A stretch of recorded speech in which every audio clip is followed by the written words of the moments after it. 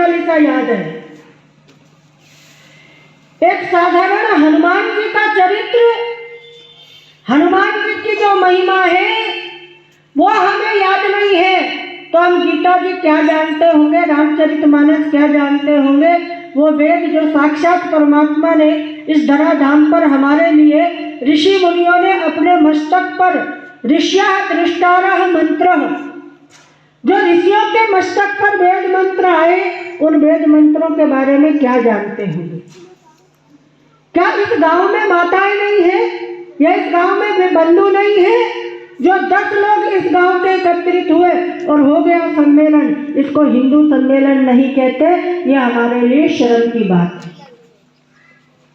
विचार करना चाहिए, यह बहुत बड़ा उत्सव है, यह कोई साधारण कार्यक्रम नहीं है, यह कोई संघ का कार्यक्रम नहीं है, यह हम हिंदुओं का, हम सनातनियों का उत्सव है, यह सबका उत्सव है, यह किसी जाति विशेष का उत्सव नहीं है, यह कोई रविदासिया का उत्सव नहीं है, यह किसी कश्यप का उत्सव नहीं है, किसी राजपूत का उत्सव नहीं है, किसी वैश्य का उत्सव नहीं है, किसी वाल्मीकि का उत्सव नहीं है, यह उत्सव समस्त सनातनी और समस्त हिंदुओं का है। इसलिए हमें समझना चाहिए, समझना चाहिए, हम सबका कर्तव्य है इस उत्सव को मनाने का।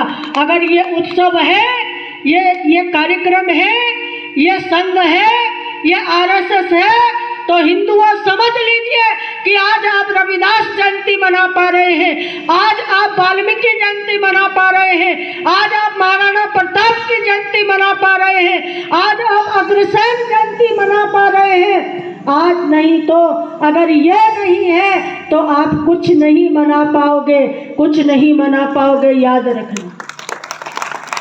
इसलिए ये उत्सव आप सबका उत्सव है, हम सबका उत्सव है और हमारा कर्तव्य बनता है कि हम इस उत्सव को बड़े भाव से मनाएं, प्रेम से मनाओ।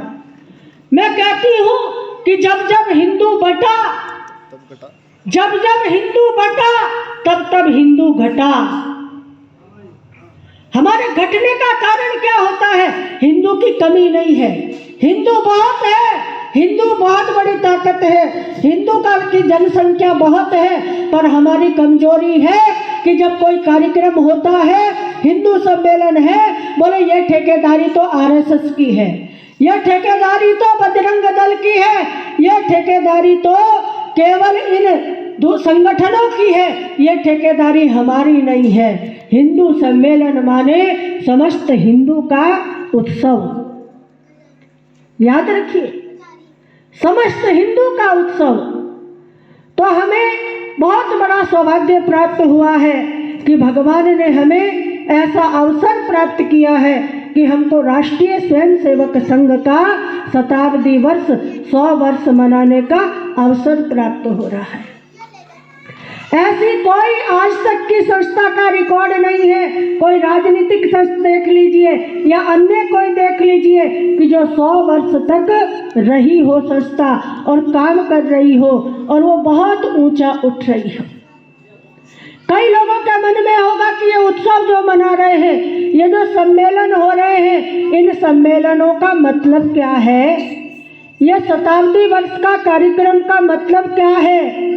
तो मैं आपको बता दूं कि आज से 100 वर्ष पहले एक व्यक्ति जो समाज से पढ़े लिखे हैं, जिन्होंने डॉक्टरी की है, एमबीबीएस किया है, पढ़ लिख करके आए हैं, उनकी योग्यता को देख करके कांग्रेस ने उनको बहुत उच्च पद पर मंत्री की पदवी दी है, आप सभी जानते हैं।